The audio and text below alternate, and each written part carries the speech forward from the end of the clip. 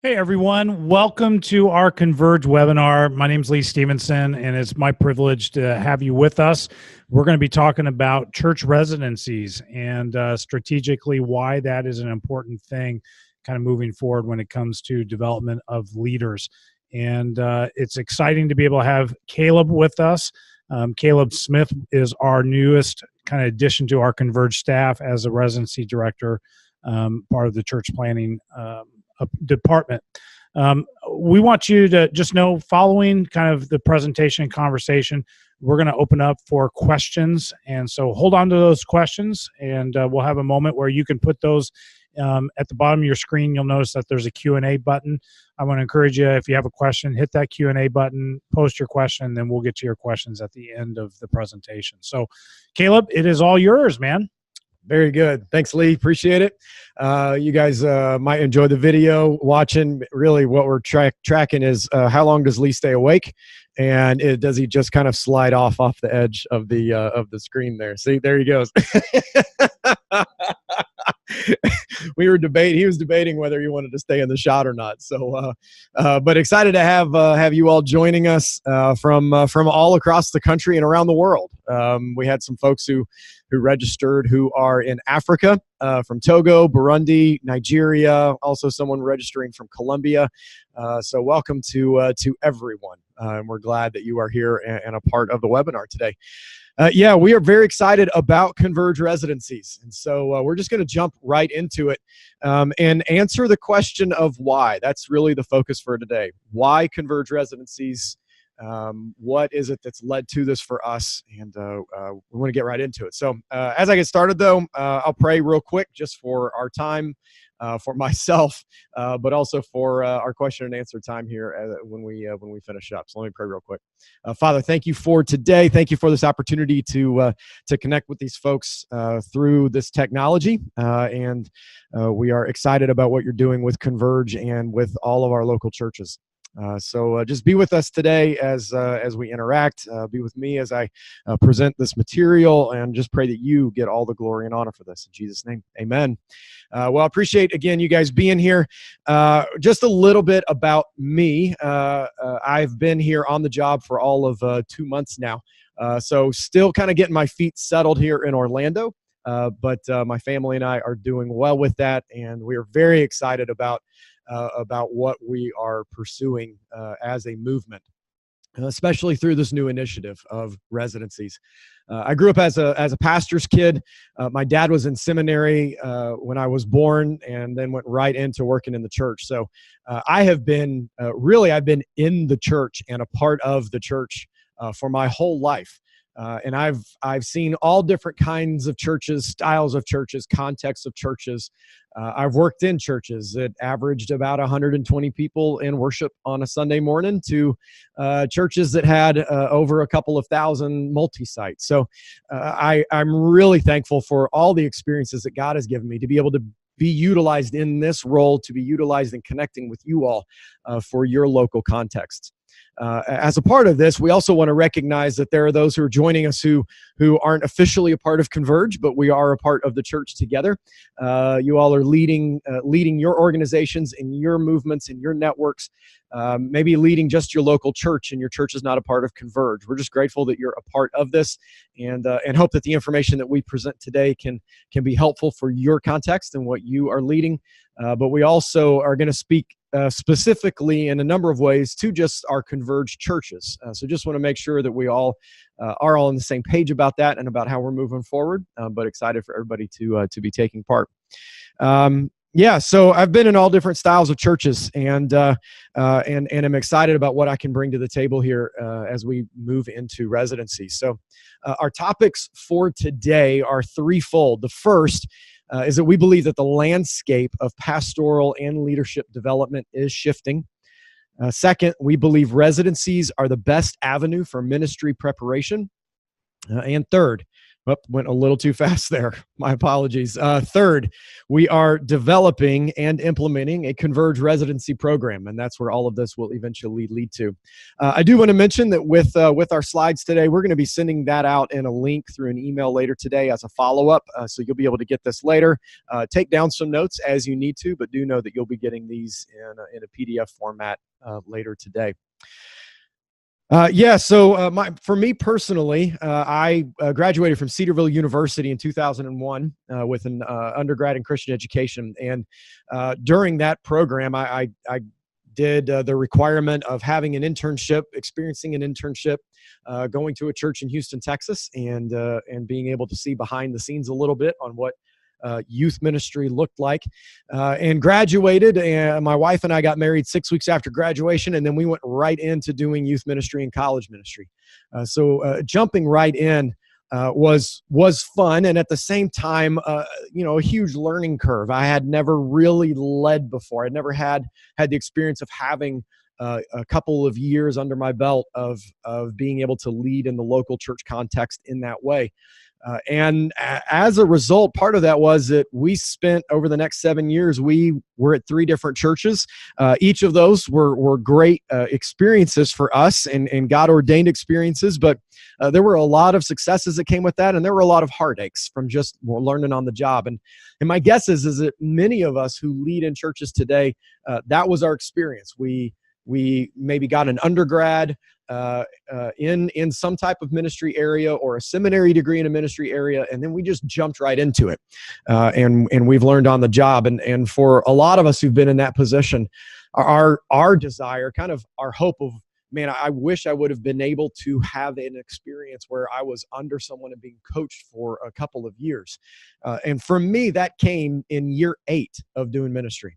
We were at a church in northern Louisiana, and that's what this picture demonstrates. This was launch Sunday for Tisha and I. We are somewhere in the middle of that picture with those folks, those friends who poured into us, encouraged us, educated us, trained us, but really most importantly is that they provided the space for us to lead, to fail, for them to walk alongside us in that, and for us to be able to learn from that. And it all led to this moment of being able to be launched by this congregation. We absolutely consider this our sending church for the ministry in which God has had us in for these past 9 years, and are grateful for that. But that is a picture of the experience that we desire for our future church planters and future leaders of the church to be able to have a time where they are launched and sent by a church. And the great part about this picture is it even demonstrates about what this local church experiences. They still experience the sending out. They still experience the launching. They send people back into their staff at this church, and folks who minister now to the folks there. They send people into their community, into other jobs or into other ministries or into a neighboring town of planting a church or going on to the staff of another church. And they also launch people and send them out across the world. And we hope that all of you will be able to have that experience in your church context if it has not happened yet. We also desire here to work out of our passions, and one of the passions that Lee and I share of church multiplication and church planting is a statistic that begins to drive us to say that is the hill that we want to take, and it's represented here in this graph. The Evangelical Covenant Church in the University of Virginia have done some of the most extensive work on these two on these two predictions. One prediction by the Evangelical Covenant Church is the orange line. That is how many people will be in church by the year 2050. And the blue line represents the University of Virginia's predictions on how many people will be living in the United States in the year 2050. And as you can see, it is a widening gap.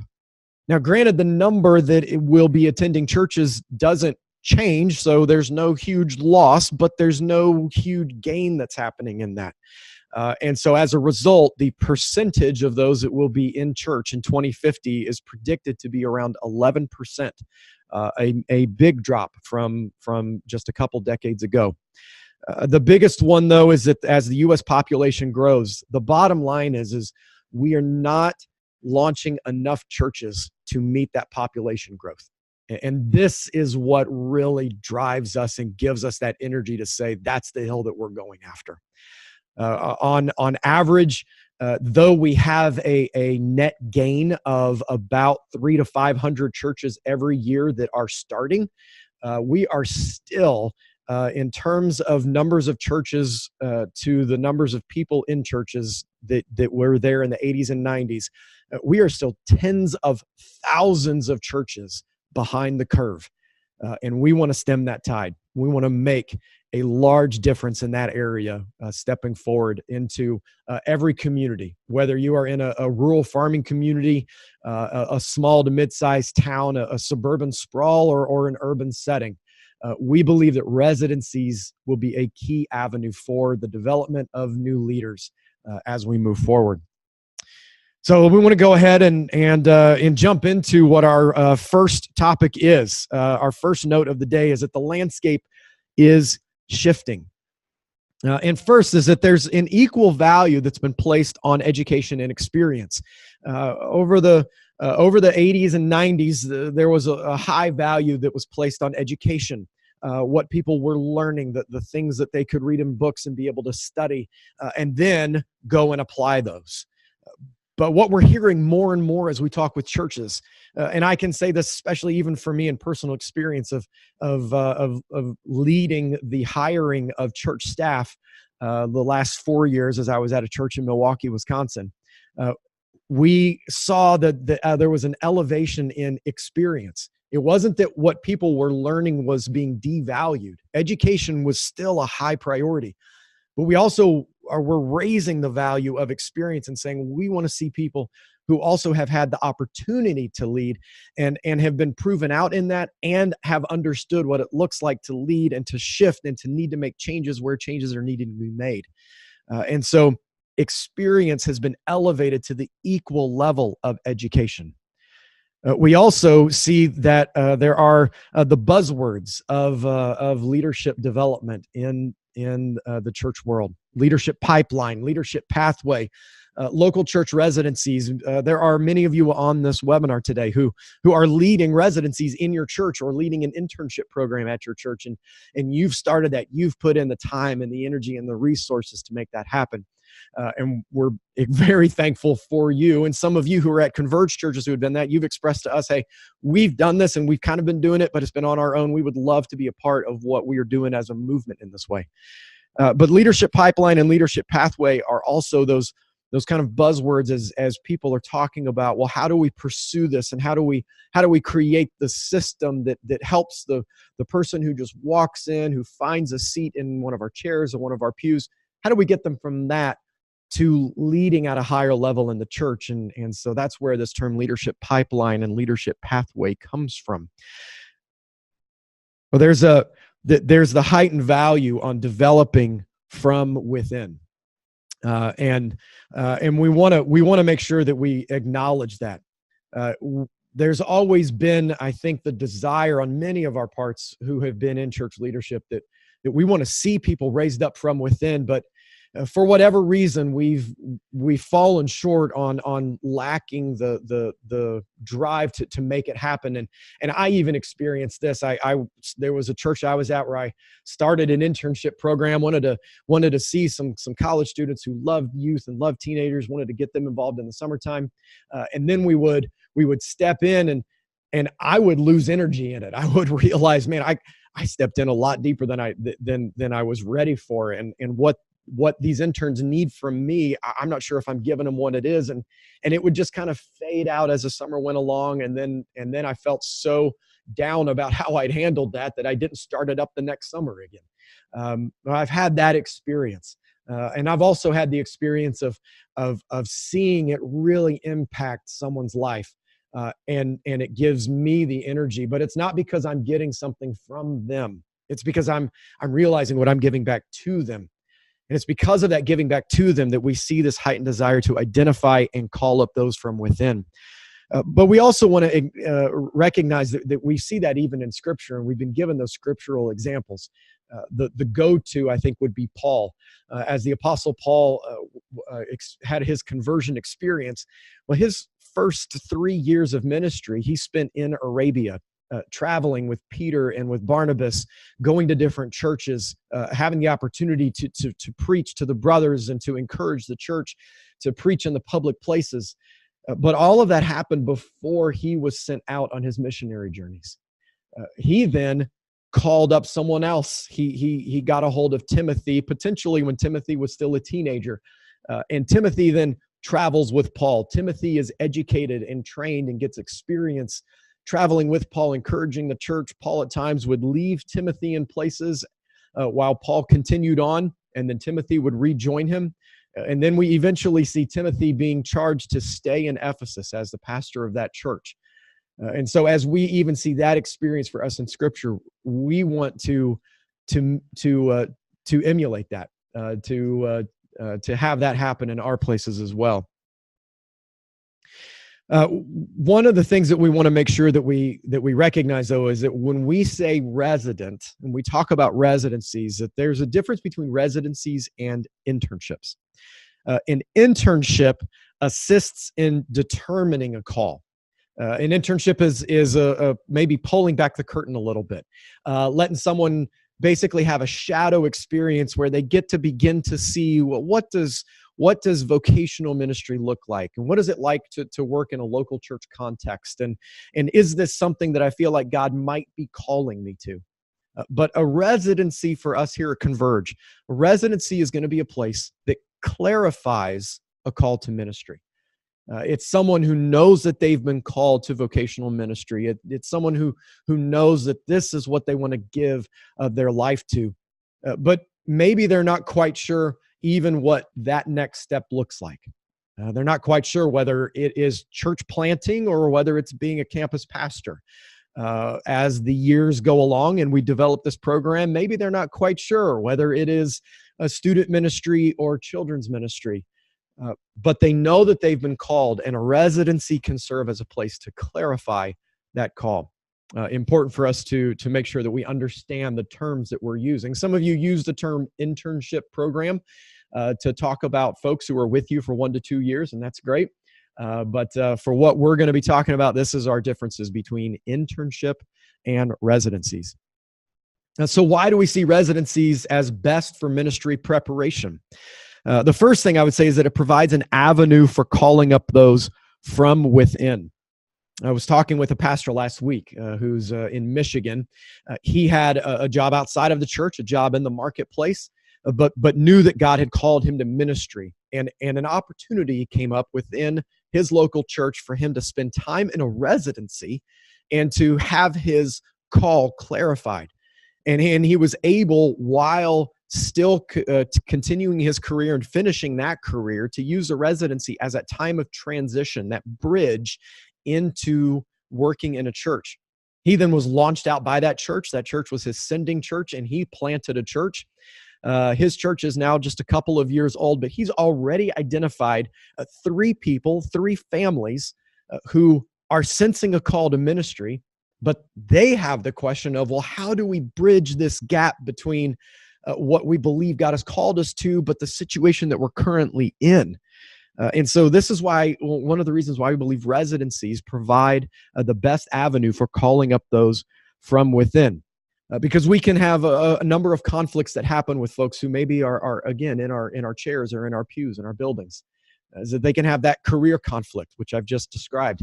They may have a family conflict, and that just may be that they are married and with kids, potentially that they are having to care for another family member, so they can't just pick everything up and move somewhere else to be educated to then come back and get the experience, but they need to stay where they're at. Maybe it's the financial conflict. They need to stay in the career that they have in order to bring support to their family while still pursuing these options of clarifying that call to ministry. And it's not that seminaries can't provide that. Our seminaries have done a great job in adapting to those trends and providing more and more education online. But what we want to do is really marry those two things together. Like we said, it's not that education has been brought down, it's that the value of the experience has been brought up. And a residency provides that avenue to be able to bring both of those together for folks where they are at in their local church. We also recognize as why residencies are best for ministry preparation, that, and this is a pretty obvious one that's not going to need a lot of explanation, I think, but there's the immediate application of the educational training. You're able to take what you hear, to take maybe a teaching video that you see, to take some interactions online and cohorts and be able to apply that right away. Because what's given as an education doesn't mean that it's perfect and that it's going to apply immediately or perfectly into that local setting. But it allows for the resident to be able to take that information and to be able to get the nuances that there might be in what they've been taught, what they've heard, into how that might be applied into their context and their culture. The third thing is that the local church gets to experience and participate in the sending. And the reason why this is best for ministry preparation is because it becomes a communication to the church where it is everyone involved. The whole church gets to be involved in the sending of this person and their family into vocational ministry, into ministry around the world, or again, like we said earlier, into a neighboring community. And we desire for our churches to not only have that example, but maybe that becomes a moment where God uses that as a call into someone else's life who may be sitting there experiencing it, watching it, and they may say, now God's calling me to this, and I wonder what that might look like for my life as well. So now we step into Converge Residencies, and what does that begin to look like? And one of the first things I want to cover is the Converge Residency mission. It's to educate, equip, and send effective leaders into vocational ministry. To educate, equip, and send effective leaders into vocational ministry. And the first piece of that we want to talk about is how we have been developing this program. Well, prior to my getting here, again, I've only been here 2 months, so I am not bringing in a ton of research that I've done personally on my own. I am relying on a lot of the foundation that was laid before me, leaning on the work that Lee, as our executive director for church multiplication and church planting, and our president of Converge, Scott Rideout, the work that they have done as they've been touring the country, as they've been talking with leaders both here in the States and internationally, as they've been gathering roundtables in different settings and some think tanks to talk about residencies and to talk about what people have been learning as they've been implementing this in their own networks or in their own local churches. It's taking all of that work. It's also taking the conversations that we've been having with grad schools and seminaries. We've had some great conversations with Bethel Seminary and with Trinity Evangelical Divinity School and with the Billy Graham Center at Wheaton College. As we've been talking with those places and others, I think of Nebraska Christian College, we've been learning a lot, gleaning a lot of what they've been experiencing, and we are just so grateful for those folks, for them allowing us in, for them allowing us to learn from them, and the openness that they have, that this is a part of kingdom work. And as we have our movement of Converge, they want to help to be able to speak into that and be able to help us craft what will be best for all of our local churches.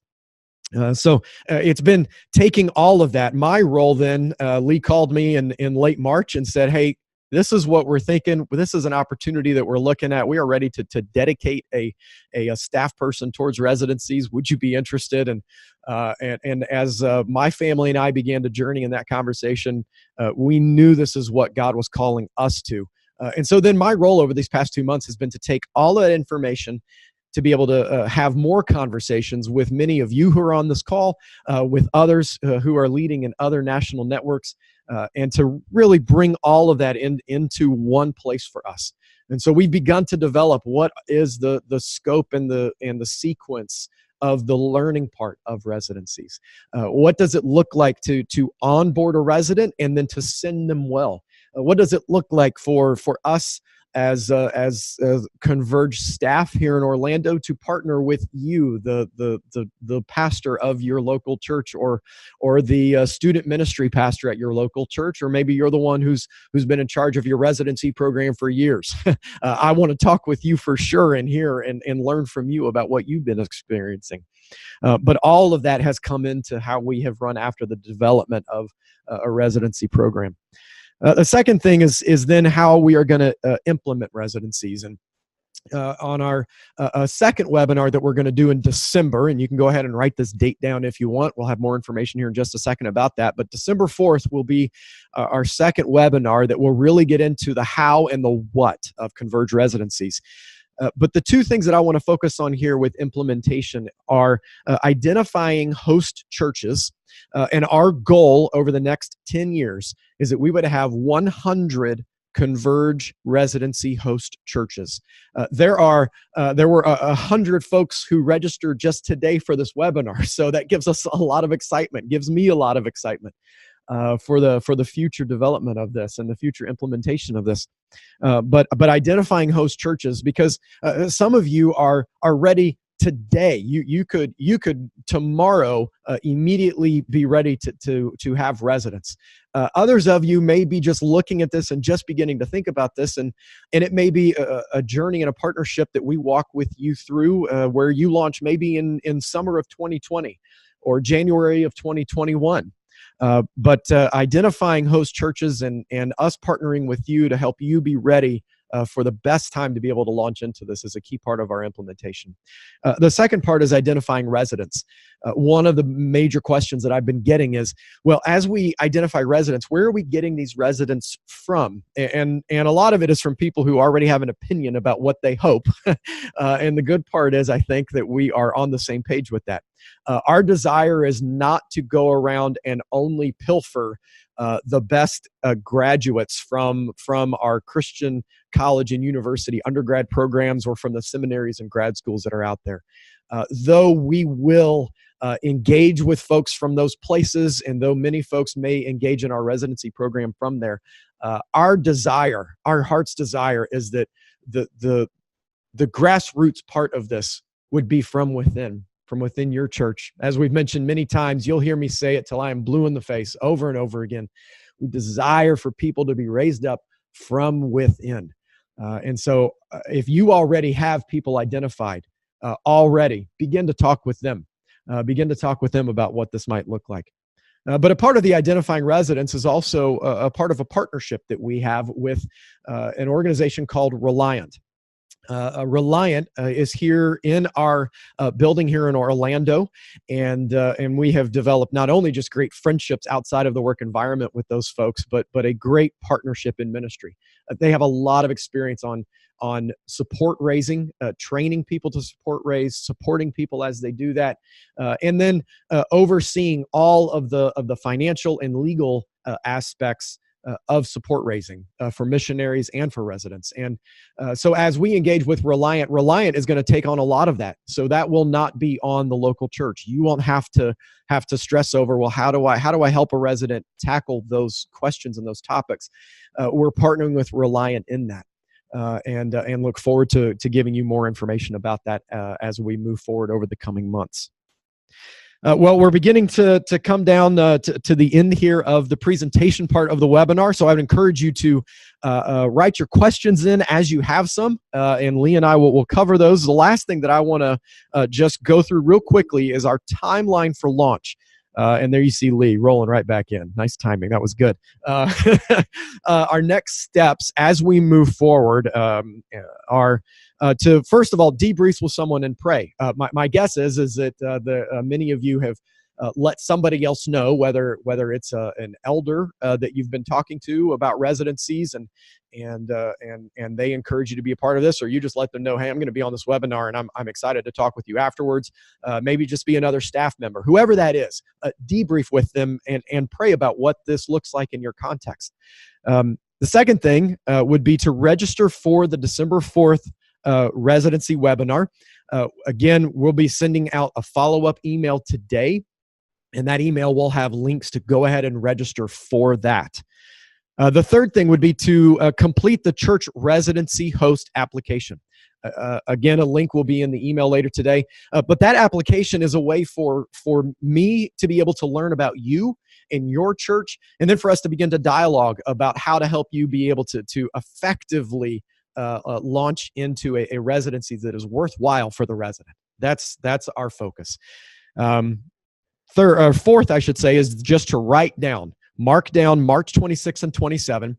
That's going to be when we have a residency training workshop here in Orlando, an opportunity for every church that is going to launch in the summer, for every church that's going to launch a residency program with us in the summertime. Come here.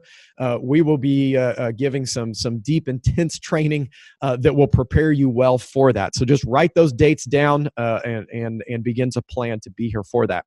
And then finally, for you Converged churches, talk to another Converged church about residencies. If you just talk to one other church, maybe it's a church in town that you know is on this webinar as well. Maybe it's another church in your district.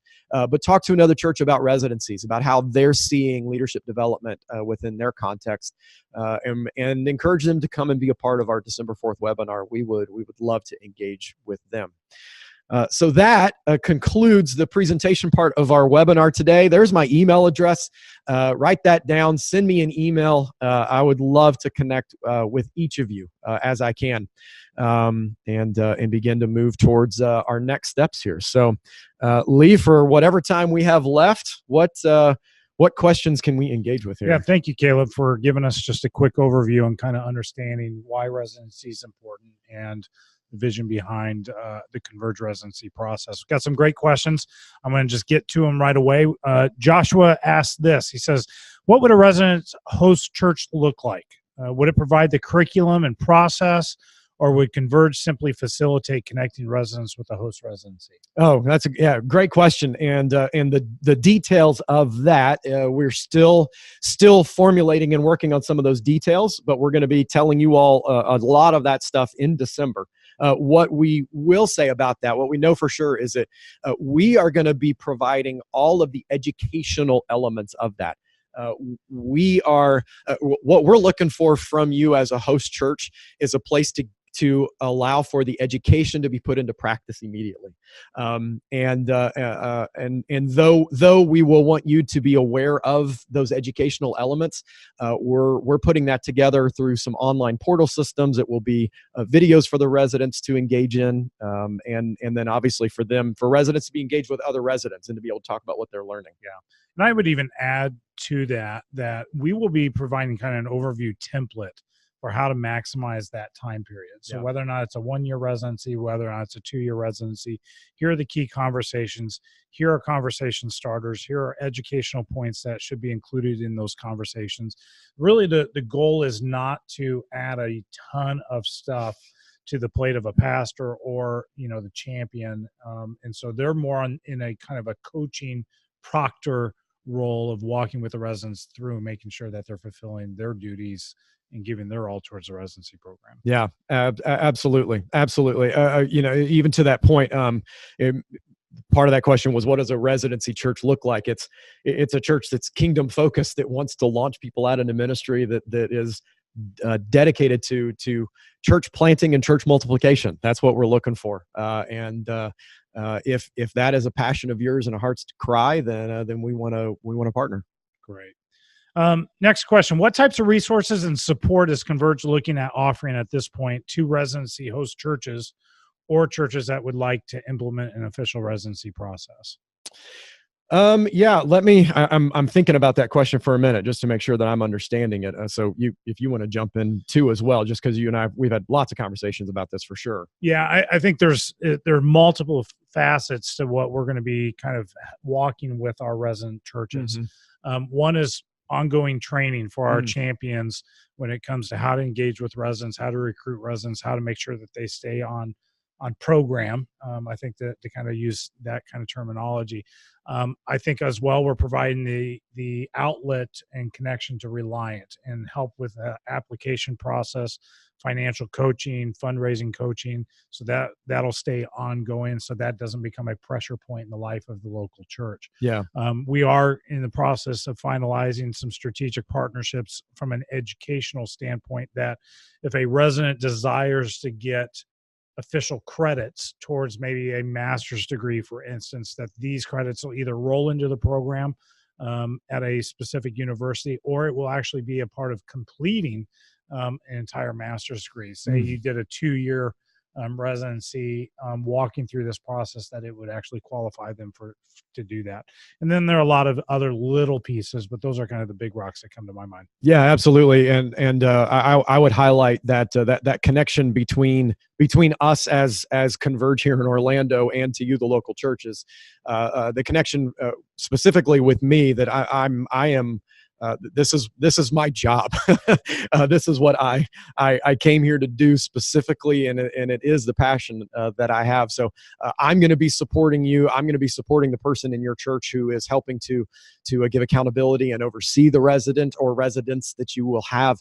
And then as we, Lord willing, as we grow, we'll shift things as we need to. But we're going to keep a very strong connection to make sure that what's happening in your church with a resident is beneficial, is worthwhile for everyone. Don't worry, you will not be out on an island trying to make this happen. Yeah, absolutely.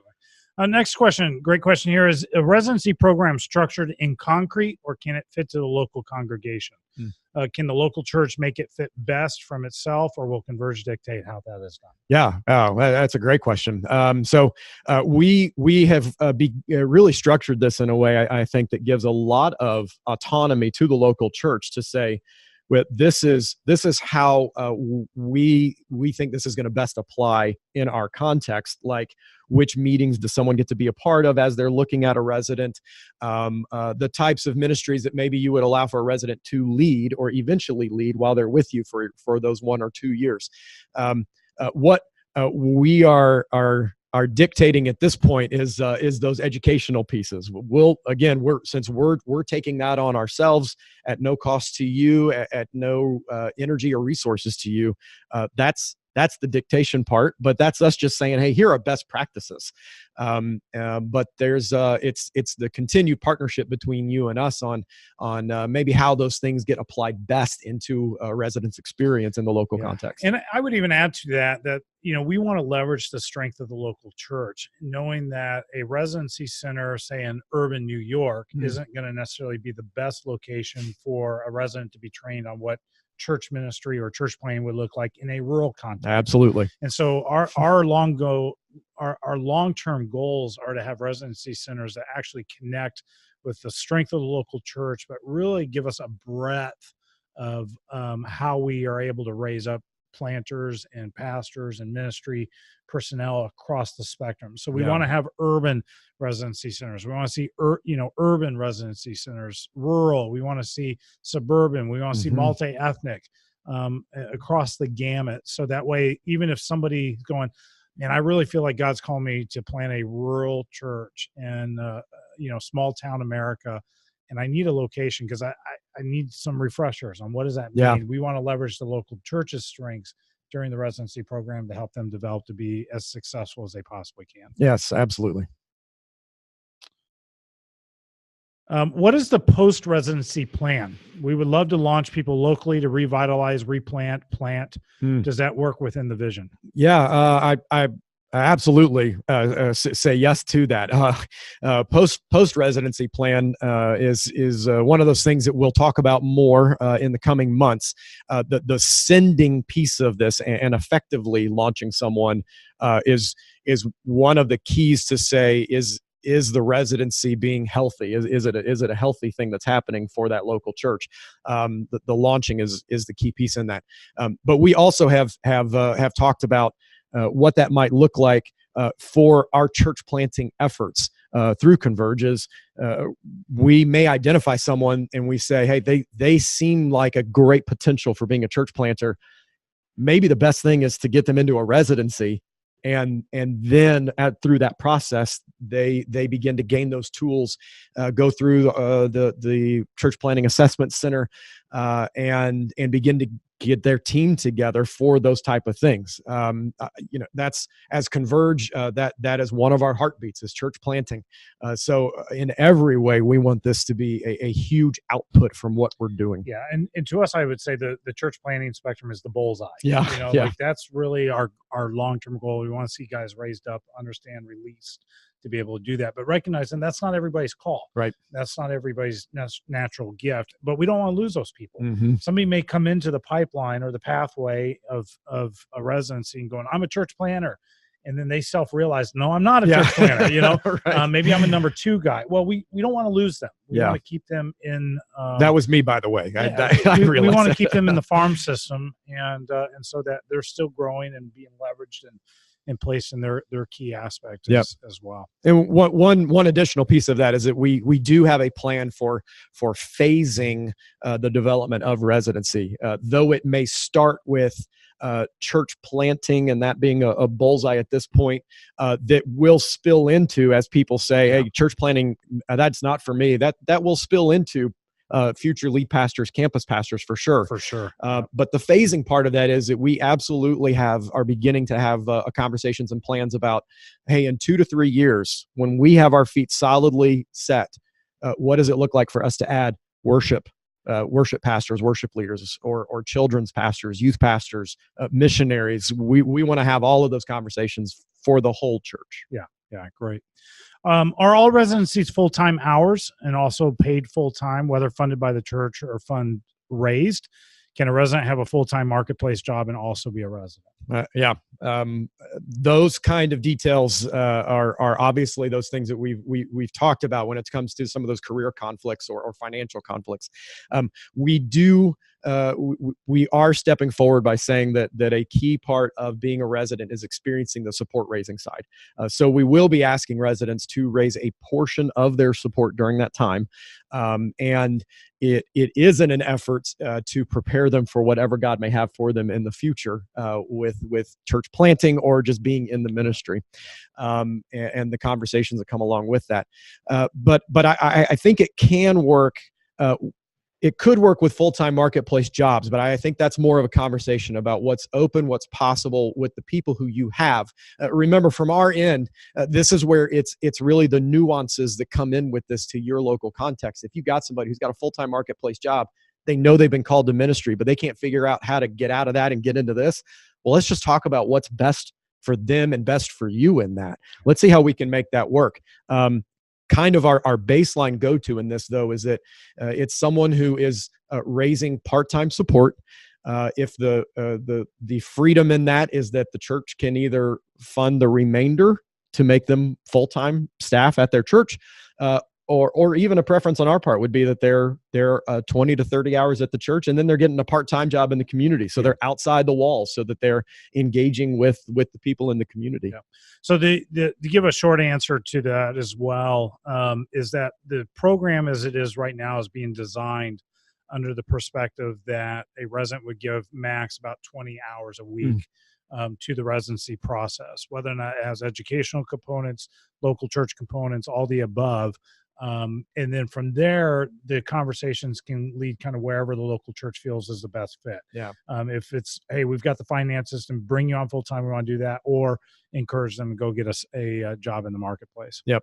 And those are where those nuances, how it gets contextualized for you, that's where all of that plays into. What's the typical staff investment needed for a residency program at a church? So how many hours should be budgeted for a key staff person actually overseeing the residency program? I'll start my answer to this. If for any of you who listen to the podcast, I was a guest with Lee and Danny Parmalee for their podcast Unfiltered, and mentioned this story. I was at a Brewers baseball game, so I'm lived in Milwaukee, not a Brewers fan, but pretty excited. They've got home field advantage for the playoffs, so that's fun. But I was at a Brewers game in early summer, sitting with a guy who's in his late 20s who's leading a division at his company there, and I said, well, how's work been going the past couple of weeks? And he said I got somehow an intern fell to me for the summertime, and then there was silence, and we sat there for about another 3 to 5 minutes, and then I finally piped up and I said, "You're not getting anything done, are you?" He goes, "No, I can't get anything done. It's taken all of my time and energy." And I use that to say I think that's a good reminder for us that though I'm not trying to paint this picture that you got to have a full-time person who's dedicated to this one resident or to however many residents you have. It does take time and energy out of ourselves to be able to give to them, because again, our focus is not, it's not trying to get somebody on our staff where we figure out, okay, now what can they do that I don't have to do anymore, or I've always wanted to make sure that all of these things were done, so I just need somebody who can do some work. No, because our focus is pouring into them so that they're ready for a lifetime of ministry, and with that being the case, it will take some time and energy for you who are solo pastors. You're the only person on your staff. I think a lot of that is just you know your margins. You know how much time you give into certain things, how much time you give to people in your church who you already are discipling, and this person would simply be added into that. Hopefully, it's someone who's already in that spot for you in that discipleship path, and this is their next step. But I don't want to say how many hours it would take, just because I think it does differ.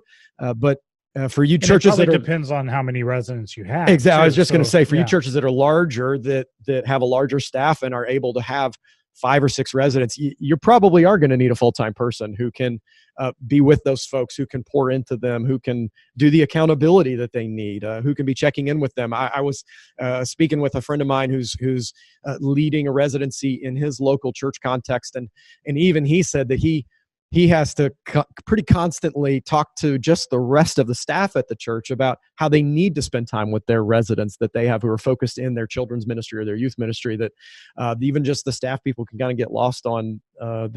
They're not just people to come in and make copies every day, but they're people that we need to be drawing up and investing in. Yeah. Oh, that's great. Says, I feel like we could provide a great environment to learn from a mid-sized church, how to run a staff team, working with elders, et cetera, but I'm not sure that we can help a ton from a church planning perspective. And we've never done that. Is that a problem? Is that a problem? No, not a problem. When you fill out the church host application, you'll see a question in there that asks, "Are you a church plant? Have you ever planted a church?" Even gives an option for neither. And that's just a way for us to know what is the experience that's been had there at that church. It does not inherently mean that that's a problem for you to have residents. I think what it does is it opens the door for us to say, well, what are those barriers that you're experiencing in that? And really, that's where, Lee, I would say you come in big time on those future conversations then with those churches to say, well, let's help you be a church who can launch people out. Great. Yeah. Just kind of last couple pieces, and I think this will answer a few of the questions that have come in. Explain the reasoning behind a certification process to be a Converge residency. We'll go into detail on that in the next webinar of what that all is, but why don't you explain a little bit why that's important, and that's part of the application process for us. Yeah, and just to clarify, the importance of the certification of the church to be a Converge residency host. Well, we I'll say, our desire as Converge is to be a leader in the church for the strengthening of church and for the multiplication of the church. We have seen that in so many areas that we have going on here at Converge, whether it is our international ministries, whether it's with our church planning assessment, whether it's with Bruce Hoppler and his team on going in and helping churches with their organizational strategy and their structure. We want to be that for residencies as well. We want to be a leader in the church conversation about that. And so as we do that, what we would want to help you all with is not going too far too fast into having residents, because it can take so much, because you want to make sure that you've got things settled and ready. Those are the conversations that I really look forward to, is helping all of us on the journey of, at what moment does God have ordained as, here's the moment when residencies are going to start for us, and when we're going to take this step for us as a church in that. And so to being a certified church, it's just that process. It's definitely not a well, you've made it and you haven't type thing. It's all a part of development of us. We consistently and constantly want to be developing as disciples personally, and we want to be constantly developing as local churches in our discipleship as a part of the local body of Christ. And this can be another step in that process. Yeah, and I would add to that we want this to be the best experience it possibly can be at the local church level. Yep. Not only for the staff, but for its people. Yeah. Like they get the fact of the importance of developing others. And then we also want it to be a fantastic experience for the resident themselves. Yep. And so there are just some checks and balances that need to be in place to make sure that those things line up and work well together. Absolutely. For a church that is wanting to be a host church and be a host to a residency program, where would they find this application following this webinar? That's going to be in a follow-up email that is going to be coming to each of you. If you didn't register for this webinar officially, if you just got the link from somebody else, then please email me at the email address caleb.smith@converge.org. Email me your email address. We can make sure to get you that email for today as well, but that will have a link in it for this. And as we step forward, we will begin to build out a whole residency presence on our webpage, on the Converge website, that has all of this information.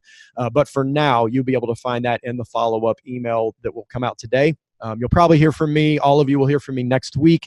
That'll have another reminder for that, but that'll be our mode. And our goal, just at the local church level, I want you to know, pastors and leaders, that we're going to try to do our best to maximize technology for an interaction at your level with the resident, but also the resident when it comes to getting key curriculum and key educational components, just to make it easy and more cost effective for everybody as they kind of work forward. Absolutely. Great. Absolutely. Well, thank you everyone for being with us. I know we didn't get to every question, but if there are other questions that you have in mind, feel free to reach out to us. Email Caleb. You can email me. I want to invite everybody to come back as well to our next webinar, where we'll really dive into even more details. That'll be coming up this December. Watch your inbox for our follow-up email. And again, thanks so much for being with us, and appreciate your time. Have a great week. Thanks, everybody.